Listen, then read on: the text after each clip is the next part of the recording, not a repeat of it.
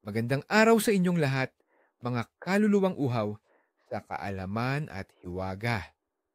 Dito sa ating munting tahanan ng mga sinaunang kaalaman, patuloy tayong naglalakbay sa mga liblib na sulok ng kasaysayan kung saan ang panahon ay hindi lamang lumilipas kundi nagtatago ng mga lihim, mga babala at mga biyaya mula sa nakaraan.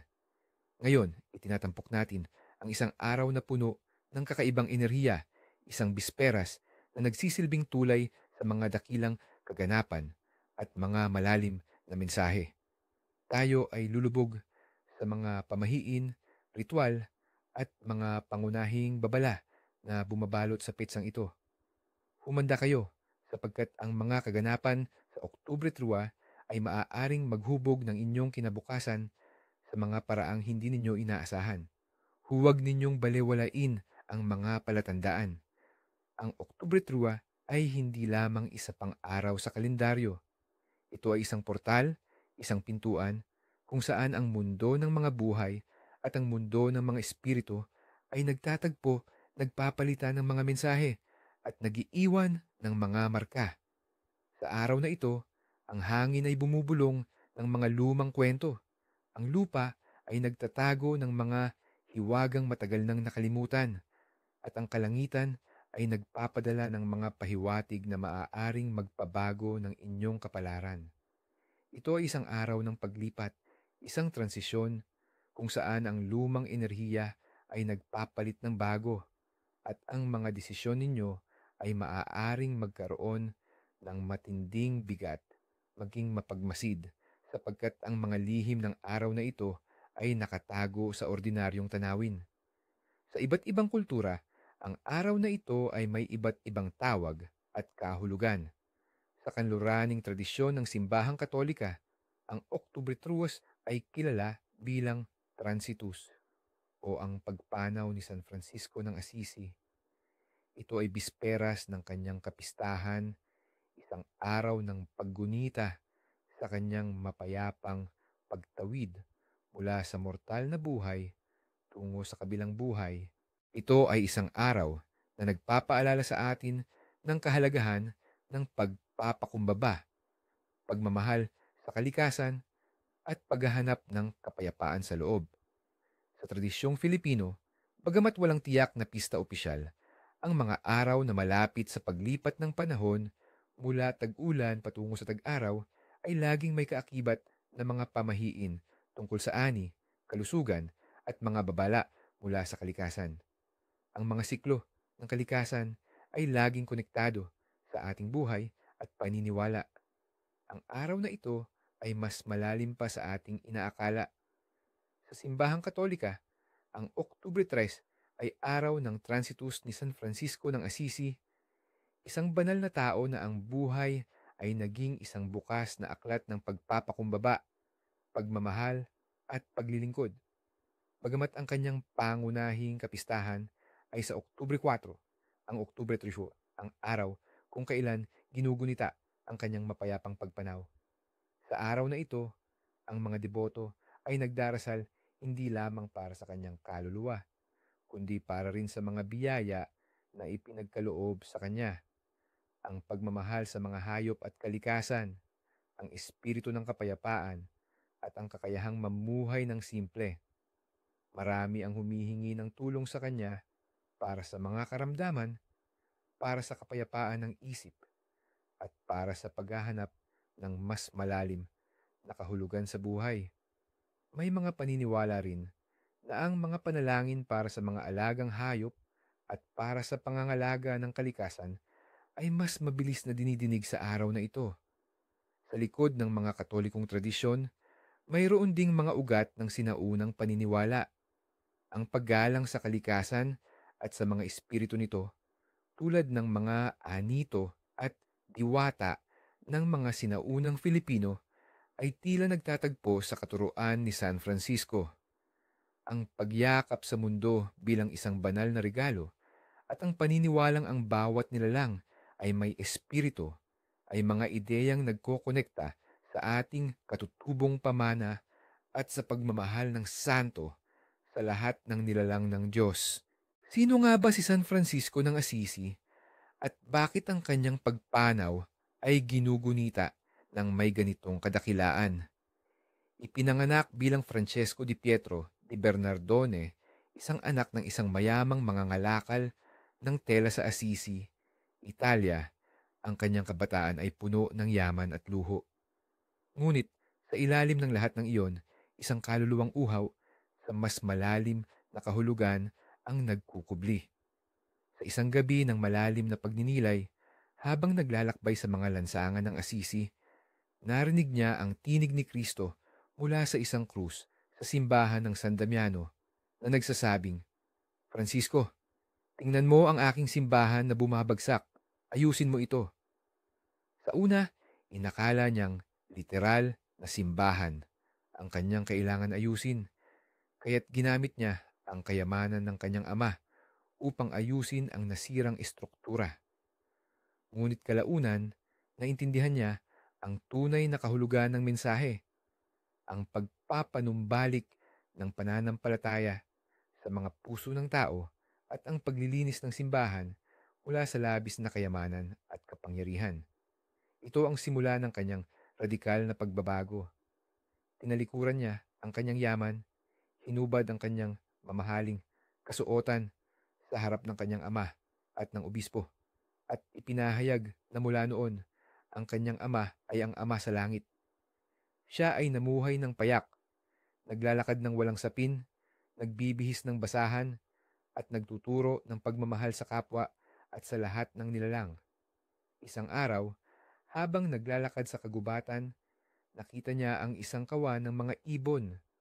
Sa halip na lumipad palayo, nanatili ang mga ito habang siya ay nagsimulang mangaral. Ipinangaral niya sa mga ibon ang tungkol sa pag-ibig ng Diyos, sa kanilang kalayaan, at sa kanilang tungkulin na purihin ang may likha. Ang mga ibon ay nakinig ng tahimik, sumusunod sa bawat kilos at salita niya, hanggang sa matapos siyang mangaral at pinayagan silang lumipad. Isa pang kilalang kwento ay ang pagpapaamo niya sa isang lobo sa Gubbio. Ang lobo na ito ay nananakit sa mga tao at hayop at kinatatakutan ng buong bayan. Ngunit si San Francisco ay lumapit dito ng walang takot at sa pamamagitan ng pag-uusap at pagpapakita ng pagmamahal, napakiusapan niya ang lobo na tigilan ang pananakit kapalit ng pagkain mula sa mga tao. Mula noon, ang lobo ay naging kaibigan ng bayan. Ang buhay ni San Francisco ay puno ng mga himala, hindi lamang sa mga hayop, kundi pati na rin sa mga tao. Ipinangaral niya ang kapayapaan sa gitna ng digmaan, ang pagpapakumbaba sa harap ng kapangyarihan, at ang pagmamahal sa harap ng poot. Ang kanyang pagpanaw noong Oktubre 3, 1226 ay sinasabing isang payapang paglipat kung saan kanyang niyakap ang kamatayan bilang kapatid na kamatayan. Ang kanyang legacy ay patuloy na nagbibigay inspirasyon sa milyon-milyon na hanapin ang Diyos sa simple at likas na mundo at sa pamamagitan ng paglilingkod sa pinakamahihirap at pinakamaliit sa lipunan. Mga palatandaan ng kapalaran. Sa araw na ito ng paglipat, ang mundo ay nagbibigay ng mga pahiwatig, mga signs of destiny na dapat nating bigyan ng pansin. Ang mga sinaunang paniniwala ay nagtuturo na ang kalikasan at ang ating kapaligiran ay may mga mensahe para sa atin, lalo na sa mga araw na may kakaibang enerhiya. Mga pamahiin. 1. Panahon at ani. Kung magaan ang ambon sa umaga, may darating na biyaya sa ani o sa negosyo. Ito ay tanda ng banal na paglilinis na maghahatid ng kasaganaan. Ang ambon ay sumisimbolo sa banayad na pagbasbas na magpapayaman sa lupain at sa bulsa. Kapag ang araw ay sumikat ng may bahagyang ulap na kulay ginto, tanda ito ng isang panahon ng kapayapaan at pagkakaisa sa komunidad. Ang gintong ulap ay nagpapahiwatig ng pag-asa at positibong enerhiya. Kung lumipad ang mga ibon ng pabilog sa itaas, may mahalagang mensahe ang kalikasan. maging mapagmasid sa mga pahiwatig sa paligid. Ang mga ibon na konektado kay San Francisco ay maaaring nagdadala ng mga babala o mga balita. Kung sila ay gumawa ng perpektong bilog, ito ay proteksyon laban sa masamang espiritu. Kapag biglang lumakas ang hangin sa gabi at may kakaibang ugong, mag-ingat sa mga chismis at hidwaan sa pamilya o sa trabaho. Ang ugong ng hangin ay maaaring tinig ng mga espiritu na nagbabala sa mga posibleng gulo. Kung may nakitang malaking grupo ng mga insekto, lalo na langgam, na nagmamadali, magandang balita sa pinansyal o sa negosyo, tanda ng pagdami ng biyaya. Ang langgam ay masipag at sumisimbolo ng pagdami ng kayamanan. Kapag ang alagang hayop tulad ng aso o pusa ay biglang tahol o huni ng walang dahilan sa gabi, ito ay maaaring babala ng paparating na gulo o presensya ng hindi nakikitang nilalang. Ang mga hayop ay sensitibo sa mga espiritu at ang kanilang kakaibang pag-uugali ay isang pahiwatig. 2. Pananalapi at bahay. Huwag magbayad ng utang sa gabi. Sinasabing ang pagbayad ng utang sa dilim ay magpapahirap sa pagdating ng pera sa iyo. Mawawala ang aswerte ng iyong pananalapi. Ang gabi ay panahon ng pahinga, hindi ng pagpapaubaya ng yaman. Kung may lumabas na pera sa hindi inaasahang lugar, tulad ng bulsa ng lumang damit, huwag agad gastusin. Itabi ito bilang pamana na magdadala ng dagdag pangyaman. Ito ay biyaya na dapat pahalagahan upang dumami.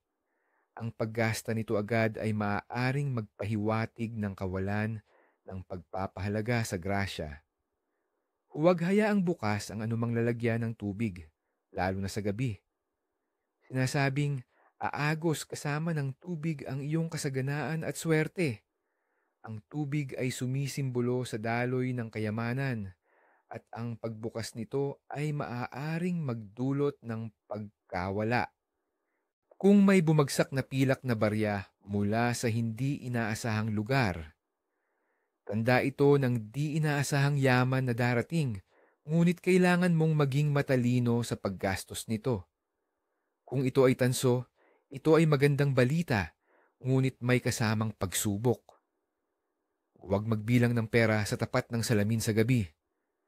Sinasabing ang salamin ay magdodoble hindi lang ng pera kundi pati na rin ng iyong mga pagkakautang o mga gastusin. Ito ay nagdudulot ng bad luck sa pananalapi at maaaring humantong sa pagkaubos ng pera. Ang salamin ay isang portal at sa gabi, ang enerhiya nito ay maaaring maging hindi ka nais-nais para sa pera. Mga panaginip sa gabing ito. Ang mga panaginip sa gabing ito ay pinaniniwalaang nagdadala ng malalim na mensahe at maaaring magsilbing gabay sa inyong kinabukasan. Ang mundo ng mga pangarap ay nagiging mas malinaw sa mga araw ng paglipat. Panaginip tungkol sa tubig. Kung malinaw at payapa ang tubig, tanda ito ng kapayapaan sa isip, kalusugan at malinis na kalooban. Kung marumi o maalon, may mga darating na pagsubok o emosyonal na kaguluhan. Ang tubig ay sumisimbolo sa emosyon at ang daloy ng buhay. Panaginip tungkol sa mga hayop. Ang mga hayop na nakikita sa panaginip ay may malalim na koneksyon kay San Francisco. Aso. Kung kaibigan ng aso, may darating na tapat na kasama. Kung galit o umaatake, may kaaway na nagtatago. Pusa. Kadalasan ay simbolo ng intuisyon o pagtatago ng sekreto. Kung mapanlin lang, may nanlilin lang sa iyo. Ibon. Kalayaan, mensahe o espiritual na paggabay. Ang paglipad ng ibon ay nagpapahiwatig ng mga pangarap na matutupad. Ahas. Maaaring babala ng pagtataksil, ngunit maaari ding simbolo ng paggaling o bagong simula, shedding skin. Maging mapagmasid sa konteksto ng panaginip.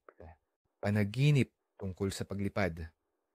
Kung nakalilipad ka ng malaya at walang takot, nagpapahiwatig ito ng kalayaan mula sa mga problema, tagumpay sa ambisyon at espiritual na pag-angat. Kung nahihirapan kang lumipad, may mga balakid sa iyong mga layunin. Panaginip tungkol sa puno o halaman. Kung malusog at namumunga, kasaganaan at paglago sa personal o pinansyal na buhay. Kung tuyot o namamatay, kailangan ng pagbabago o may darating na pagkalugi. Ang puno ay simbolo ng buhay at paglago. Mga isinilang ngayong araw, Oktubre 3. Ang mga ipinanganak sa araw na ito ay pinaniniwalaang may espesyal na koneksyon sa pagpapakumbaba, pagmamahal sa kalikasan, at espiritual na kaayusan, katulad ni San Francisco ng Assisi. Sila ay madalas na mahabagin at mapagmahal. Sila ay may likas na kakayahang umunawa at makiramay sa iba. Ang pagdamay sa kapwa, lalo na sa mga mahihina, ay nasa kanilang dugo. Mapayapa at humilitiyado. Iniisip nila ang kapayapaan higit sa lahat. Ayaw nila ng gulo at kadalasan ay sila ang tagapagpayapa sa anumang sitwasyon. Ang pagpapakumbaba ay kanilang gabay. Hindi sila naghahabol ng labis na yaman o kapangyarihan. Malikhain at artistiko. Mayroon silang malalim na pagpapahalaga sa sining at kagandahan ng kalikasan. Kadalasan ay may talento sila sa musika, pagsusulat, o iba pang forma ng sining. Espiritual at mapanuri. Sila ay may likas na paghahanap sa kahulugan ng buhay at madalas na may malalim na pananampalataya, anuman ang kanilang relihiyon. Nagtatanong sila ng mga malalim na katanungan at hinahanap ang katotohanan. Independent at idealistiko. Gusto nilang sundin ang kanilang sariling landas at hindi sila madaling sumunod sa agos ng lipunan. May mataas silang mga ideal at handang lumaban para sa mga ito. Mga iminamarka sa kalendaryo, iminumungkahi naming mga pangalan para sa araw na ito. Ang mga pangalan na konektado sa araw na ito ay kadalasang nagdadala ng mga katangian ng pagiging banal, mapayapa, at mapagmahal sa kalikasan. Sa Pilipinas, dahil sa malalim na impluwensya ng Katolisismo, ang mga pangalan ng santo ay karaniwan. Francisco, Francisca. Mula sa Latin na Franciscus, na nangangahulugang Frances o Malaya. Ang mga may pangalang Francisco ay kadalasang may puso para sa mga nangangailangan, mapagpakumbaba at may pagmamahal sa kalikasan. Sila ay likas na lider na gumagabay sa pamamagitan ng pagmamahal at paglilingkod. Teresa, Teresa. Mula sa Griegong theros, nangangahulugang tag-araw o Theracia, isang isla. Ang mga Teresa ay madalas na masigla, mapagmahal, at may malalim na pananampalataya. Rosario, Rosarie. Mula sa salitang Latin na rosarium, na nangangahulugang hardin ng mga rosas o rosaryo. Ang mga rosaryo ay kadalasang deboto, may mapayapang kalooban at puno ng grasya. Angelo, Angela. Mula sa Griegong angelos, na nangangahulugang sugo o anghel. Ang mga angelo ay pinaniniwalaang may anghel na gabay, mapagmahal, at laging handang tumulong sa kapwa. Tradisyong at ritual. Ano ang kailangan ninyong gawin ngayon? Ang araw na ito ay hindi lamang para sa pagninilay-nilay. Ito ay isang pagkakataon upang aktibong makibahagi sa mga ritual na maaaring magdala ng kapayapaan, kasaganaan at proteksyon. Ang mga ritual na ito ay konektado sa mga aral ni San Francisco at sa mga sinaunang paniniwala ng ating mga ninuno. 1. Ang ritual ng pagpapala sa tubig at halaman para sa kapayapaan at kalusugan. Layunin. Upang magdala ng kapayapaan sa tahanan, paggaling sa karamdaman, at kasaganaan sa kalikasan. Ito ay isang pagpapakita ng paggalang sa kapangyarihan ng tubig bilang tagapagbigay buhay at sa mga halaman bilang sagisag ng paglago. Ano ang kailangan? Isang baso ng malinis na tubig, isang maliit na sanga ng halamang berde, tulad ng dahon ng laurel o rosemary, at isang puting kandila. Kailan at paano gawin? Sa hapon, bago lumubog ang araw, ilagay ang baso ng tubig at sanga ng halaman sa isang altar o sa isang malinis na mesa. Sindihan ang puting kandila. Isara ang inyong mga mata at isipin ang kapayapaang nais ninyong dumating sa inyong buhay at sa mundo. Teksto ng dasal bulong, maaaring personalisahin. O banal na espiritu ng kalikasan, at ikaw San Francisco, gabay ng kapayapaan at pag-ibig sa lahat ng nilalang. Naway ang tubig na ito ay maging daluyan ng iyong pagpapala. Linisin ang aking kaluluwa at ang aking tahanan. Pagalingin ang anumang sakit, pisikal o espiritual. Naway ang halamang ito ay magdala ng paglago, kasaganaan at walang hanggang kapayapaan. Sa ngalan ng banal na pag-ibig. Amen. Ano ang gagawin? Pagkatapos, iwiwisik ang tubig sa mga sulok ng bahay, sa hardin kung mayroon, at sa mga alagang hayop kung mayroon. Ang dahon ng halaman ay itago sa inyong wallet o sa isang lugar na may koneksyon sa inyong pinansyal na kasaganaan. Hayaan matunaw ang kandila ng kusa. Ang anumang natirang tubig ay maaaring inumin para sa proteksyon at kalusugan. Huwag itapon ang natirang tubig sa lababo. Ibuhos ito sa lupa. 2. Ritual ng pag-alay para sa kalikasan at hayop. Konektado kay San Francisco. Layunin. Upang magbigay pugay at pasasalamat sa kalikasan, humingi ng proteksyon para sa mga hayop at humiling ng biyaya para sa kapaligiran.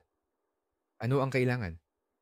Isang maliit na piraso ng tinapay, walang pampalasa, sariwang prutas, at isang baso ng malinis na tubig. Isang lugar sa labas ng bahay, hardin o palaruan. Kailan at paano gawin?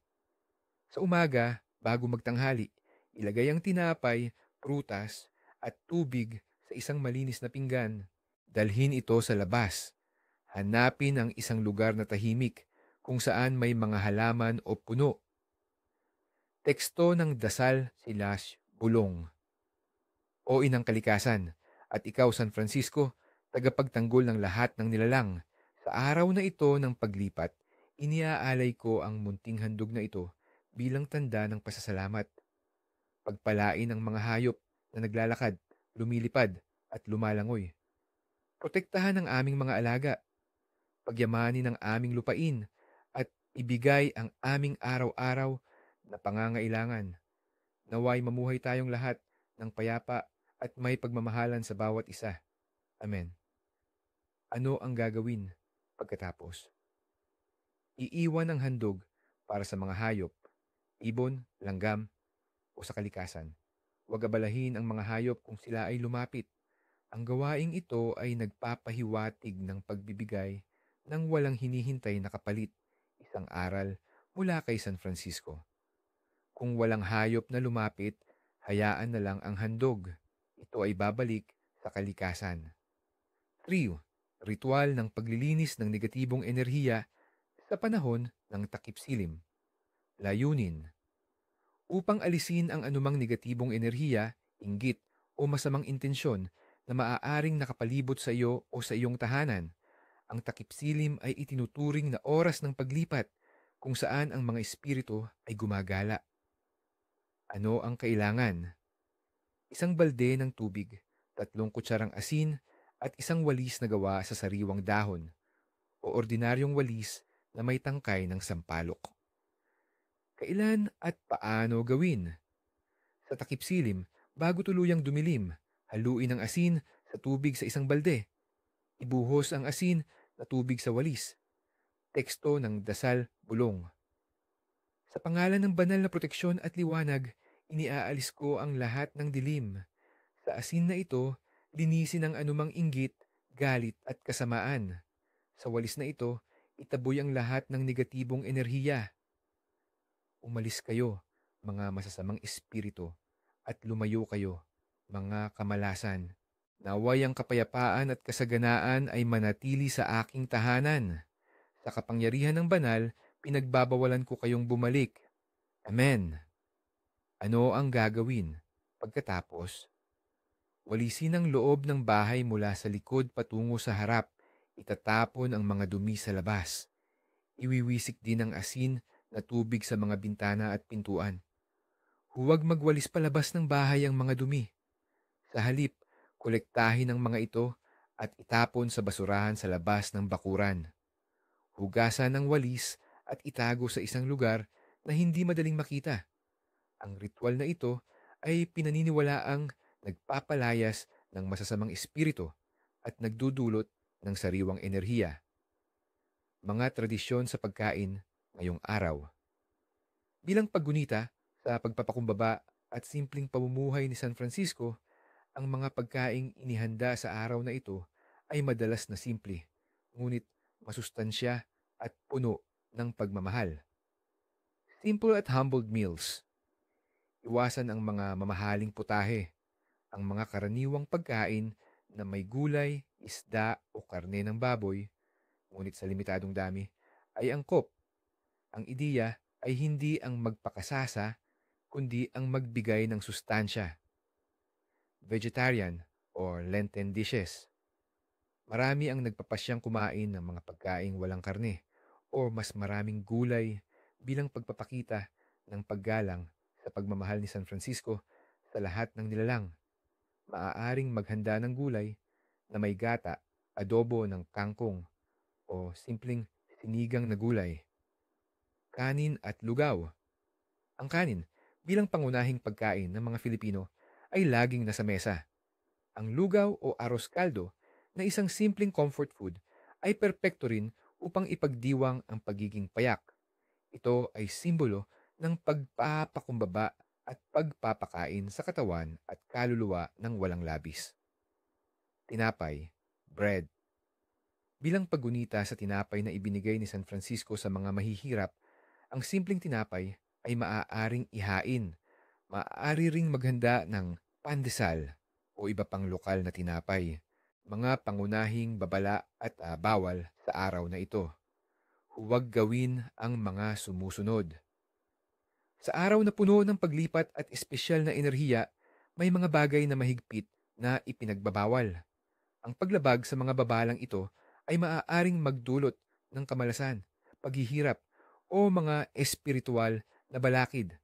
Ang mga sumusunod ay mga pamahiin na nakaugalian na may kaakibat na malalim na paliwanag sa kanilang pinagmulan at posibleng kahihinatnan.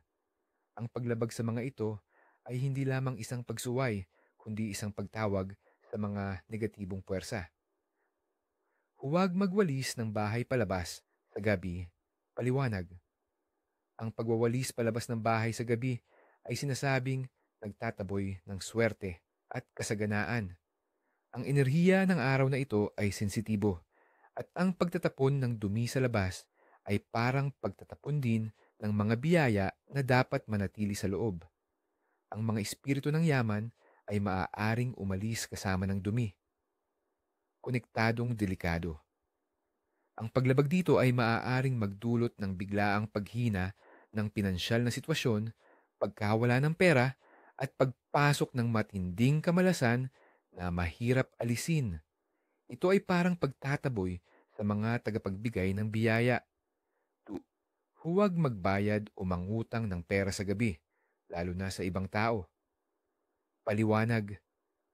Ang gabi ay panahon ng pahinga at pagtitipon ng enerhiya. Ang pakikipagtransaksyon sa pera sa dilim ay pinaniniwalaang nagdadala ng masamang kapalaran sa pananalapi na parang nagbibigay ka ng iyong yaman sa dilim. Ito ay nagpapahirap sa pagdaloy ng pera sa iyo. Konektadong delikado. Ang paggawa nito ay maaaring humantong sa walang katapusang pagkakautang, pagkawala ng kontrol sa iyong pananalapi, at ang pagdami ng mga hindi inaasahang gastusin. Ang paglabag sa utos na ito ay magpapahirap sa iyong bulsa. 3. Huwag magputol ng kuko o gupit ng buhok sa gabi. Paliwanag. Ang mga bahagi ng ating katawan ay konektado sa ating spiritual na enerhiya. Ang pagpuputol ng kuko o paggugupit ng buhok sa gabi ay sinasabing nagpapahina sa ating aura at nagbibigay ng pagkakataon sa masasamang espiritu na makapasok. Ito ay isang paglabag sa pag-aalaga sa sarili na pinaniniwalaang nagdudulot ng karamdaman. Konektadong delikado. Ang paglabag dito ay maaaring magdulot ng biglaang pagkakasakit, paghina ng resistensya, at pagiging bukas sa mga negatibong enerhiya na maaaring makaapekto sa iyong kalusugan at kapayapaan ng isip. Maaari ka ring maging madaling target ng inggit o sumpa. Par, huwag maglabas ng galit, mag-away o magpakalat ng tsismis. Paliwanag. Sa araw ng paglipat at paggunita sa kapayapaan ni San Francisco, ang paghahasik ng negatibong enerhiya ay isang matinding paglabag. Ito ay nagbabarikada sa pagdating ng mga positibong biyaya at nagdadala ng masamang karma. Ang bawat salita at gawa ay may bigat sa araw na ito. Konektadong delikado. Ang paggawa nito ay maaaring magdulot ng matagalang hidwaan sa pamilya o kaibigan, pagkasira ng mga relasyon, at ang pagdami ng kalungkutan at pagkabigo sa iyong buhay. Ang negatibong enerhiya na inilabas ay babalik sa iyo ng mas matindi. 5. Huwag manakit o pabayaan ang mga hayop o kalikasan. Paliwanag. Ito ang pinakamalaking paglabag sa araw na ito, lalo na dahil sa koneksyon kay San Francisco. Ang pananakit sa anumang nilalang o pagwasak sa kalikasan ay nagdadala ng matinding kamalasan at espiritual na parusa. Ang araw na ito ay para sa paggalang sa lahat ng buhay. Konektadong delikado. Ang paglabag dito ay maaaring magdulot ng matinding kamalasan sa lahat ng aspeto ng iyong buhay, kalusugan, pamilya, at kayamanan. Ang mga nilalang na pinabayaan o sinaktan ay maaaring bumalik sa iyong mga panaginip bilang mga babala o sumpa na nagdadala ng sakit at paghihirap. 6. Huwag mag-iwan ng maruming lalagyan o plato sa lababo sa gabi. Paliwanag. Ang pag-iwan ng maruming lalagyan sa lababo sa gabi ay sinasabing umaakit sa mga masasamang espiritu o malas. Ito ay nagdadala ng kaguluhan sa tahanan at pinaniniwalaang nagpapahirap sa pagdaloy ng biyaya sa bahay. Ang kalinisan ay sumisimbolo sa kaayusan ng buhay. Konektadong delikado. Ang paglabag dito ay maaaring magdulot ng madalas na pagtatalo sa loob ng pamilya, pagdami ng karamdaman, at ang pagkawala ng kapayapaan at kaayusan sa tahanan. Ang maruruming plato ay nagsisilbing pain sa mga negatibong enerhiya. 7. Huwag magyabang o magpakita ng labis na kayamanan. Paliwanag. Ang pagpapakumbaba ay sentro ng aral sa araw na ito. Ang pagyayabang o pagpapakita ng labis na kayamanan ay umakit ng inggit mula sa iba at maaaring magdulot ng masamang mata o usog. Ito ay nagbibigay ng paanyaya sa mga negatibong enerhiya na manghimasok sa iyong buhay. Konektadong delikado. Ang paggawa nito ay maaaring magdulot ng biglaang pagkalugi sa negosyo, pagkawala ng kayamanan, o pagiging biktima ng pagnanakaw. Ang labis na pagyayabang ay naglalagay sa iyo sa panganib at nagdudulot ng hindi inaasahang problema. Oath, huwag magsimula ng bagong malaking proyekto o desisyon sa negosyo. Paliwanag. Bilang araw ng paglipat, ang enerhiya ay hindi pa ganap na matatag. Ang paggawa ng mga malalaking desisyon o paglulunsad ng bagong proyekto ay maaaring maging delikado dahil ang pundasyon ay maaaring hindi matibay. Ipinapayo ang paghihintay hanggang sa Oktubre 4 para sa mas matatag na enerhiya. Konektadong delikado. Ang paglabag dito ay maaaring magdulot ng kabiguan sa proyekto, hindi inaasahang balakid sa negosyo, o pagkalugi sa pinansyal. Ang mga desisyon na ginawa sa araw na ito ay maaaring magkaroon ng di ka nais-nais na bunga. 9. Huwag gumawa ng mga pagbabago sa estruktura ng bahay. Paliwanag. Tulad ng mga bagong proyekto, ang araw na ito ay hindi angkop para sa mga malalaking pagbabago sa tahanan tulad ng pagbuwag ng pader o paglipat ng mga malalaking kasangkapan. Ito ay maaaring magpagulo kung na feng shui o sa daloy ng enerhiya sa bahay na nagdadala ng kamalasan. Konektadong delikado. Ang paggawa nito ay maaaring magdulot ng mga aksidente sa bahay, pagkalugi sa pinansyal na konektado sa tahanan, o ang pagpasok ng mga hindi ka nais-nais na espiritu na makagugulo sa kapayapaan ng iyong pamilya.